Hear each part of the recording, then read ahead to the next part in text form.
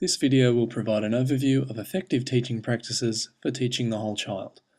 We will discuss the importance of student well-being and pastoral care, the school environment, effective teaching practices, and classroom resources.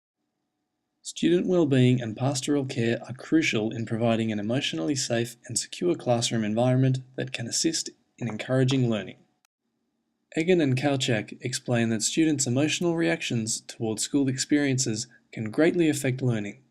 Therefore, providing a supportive and safe classroom environment can enable students to have positive emotional responses towards their teachers, classrooms, and learning.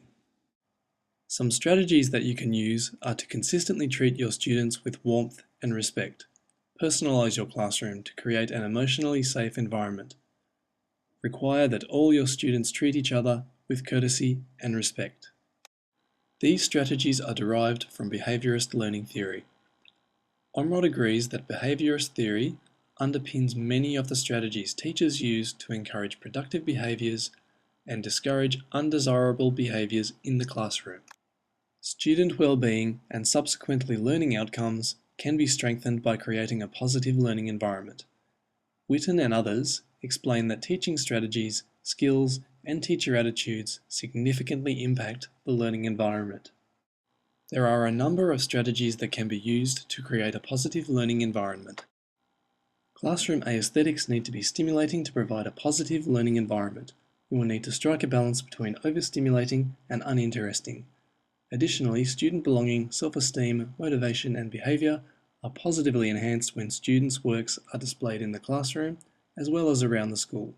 Variation is the key to decorating the classroom. It is not acceptable to leave the same piece of work on display for the year.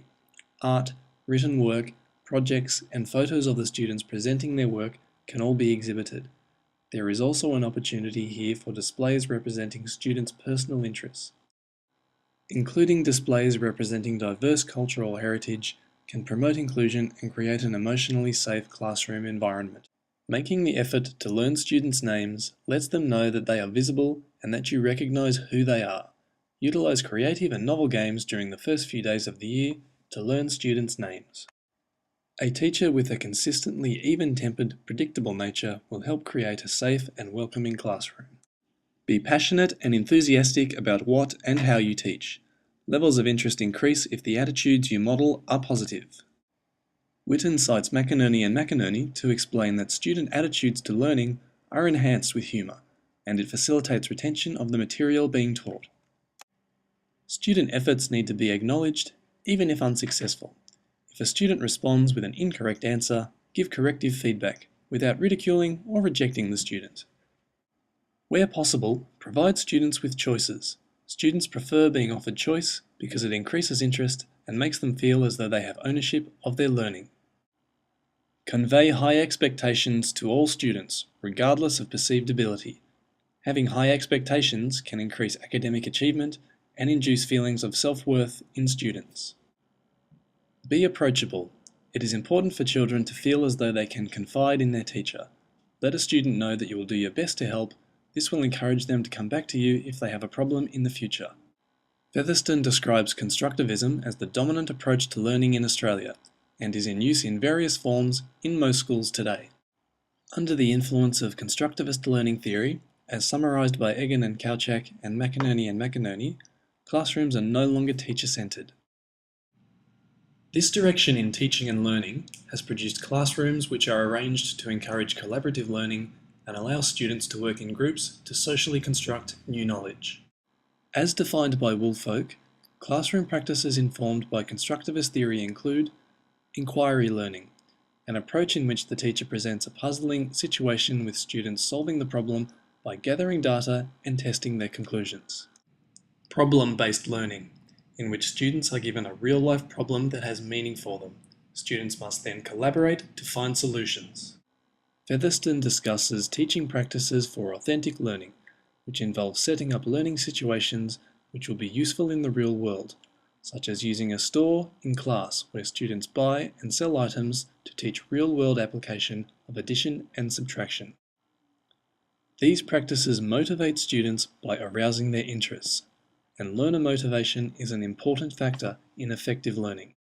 Constructivist approaches similar to cognitive learning theory provide better opportunities for learners to construct new knowledge by utilizing prior knowledge and understanding. Marsh describes classroom resources as a critical element in the interaction between teachers and students. Teachers should utilize not only textbooks, but other print materials, multimedia, cultural resources, people, materials, and artifacts.